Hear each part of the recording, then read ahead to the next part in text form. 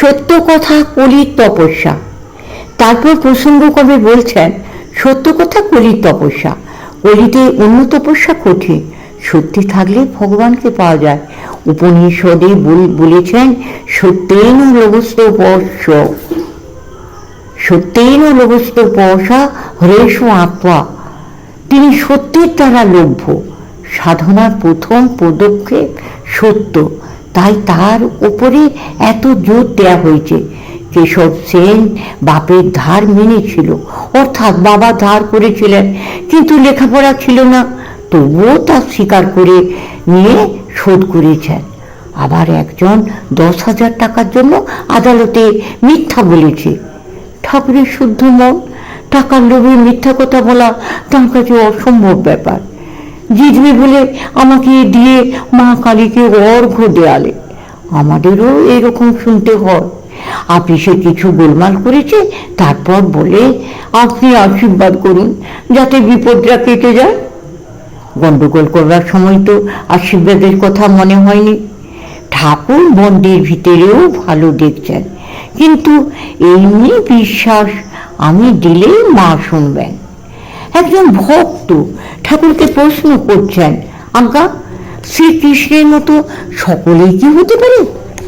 ঠাকুর বলছেন অবতার বা অবতারের বংশ এদের বলে ঈশ্বর কোটি, আর সাধারণ লোকেদের বলে জীব কোটি। যারা জীব কোটি তারা সাধনা করে ঈশ্বর লাভ করতে পারে, তারা সমাধিস্থ হয়ে আর ফেরে না। ভক্ত বা জ্ঞানীদের ভিতরেও বিভিন্ন স্তর আছে, সকলেই একরকম নয়।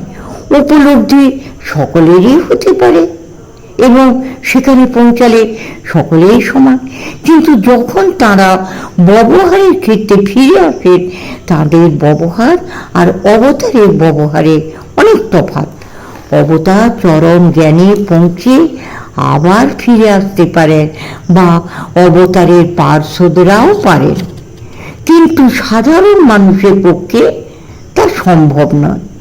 যারা ঈশ্বর কোটি তারা রাজার বেটা, 7 তলার চাবি তাদের হাতে, তারা 7 তলায় উঠে যায়, আবার ইচ্ছা মতো নেমে আসতে পারে।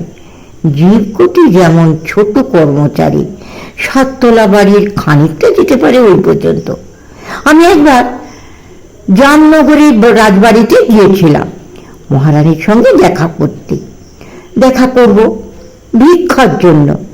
একজন এসে আমাকে খানিক দূর নিয়ে গেল, সেখান থেকে আবার একজন আরো খানিকটা নিয়ে গেল, তারপর আরেকজন রানীর ঘরে নিয়ে গেল। তাদের এক একজনের খানিকটা করে যাওয়ার অধিকার আছে। তা সাধন পথেও ওই রকম, জীব খানিকটা যেতে পারে, হয়তোবা বিরল কেউ চরম লক্ষ্যে পৌঁছায়।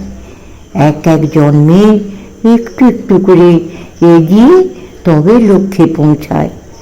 অনেক জন্ম সংসিদ্ধ স্তত জাতি পৌরাঙ্গ গতি, অনেক জন্মের ফলে সিদ্ধি লাভ করে পরম গতি লাভ করে।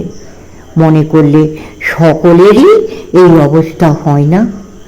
কোনো বাঁশের বেশি খোল, কোনো বাঁশের ফুটো ছোট, কারো বড় আধার, কারো ছোট।